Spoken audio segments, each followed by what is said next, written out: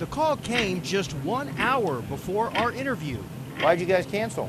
St. Louis Fire Chief Dennis Jinkerson was backing out. I kind of am getting the impression that that he just doesn't want to do it. So why the change of heart? Maybe it was this. They always open like this. Fire hydrants, like those in Dolores Miller's neighborhood, that she's afraid might not work during a fire because she says If they were inspecting it, someone isn't on top of their job. it seems to me that they would close it up. Sounds reasonable enough. So who does inspect fire hydrants in the city of St. Louis?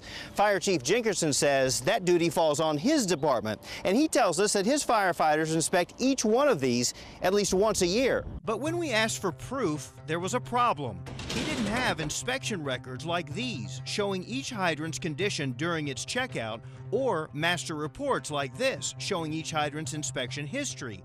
All of it information that many other cities gather and keep each time a hydrant gets inspected. So why not? The chief told us he doesn't require the fire department to keep these sort of records because he trusts his firefighters to do the job.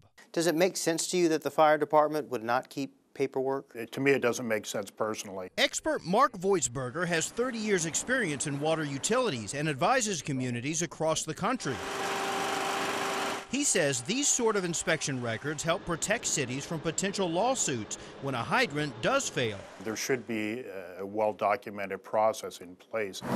So, we took to the city streets It looks like it's been here a while. to do our own limited inspection of some of St. Louis's hydrants. The bolts are broken, and we can physically remove that. It sounds like it's a metallic clanging. So it's got a live hornet's nest in it. Our tour was telling. I think in a lot of cases, these hydrants haven't been looked at in several years. Or perhaps even longer. How do we know? One thing the fire department did provide us was this log of problem hydrants that they'd run into and reported, usually to the water department to be worked on.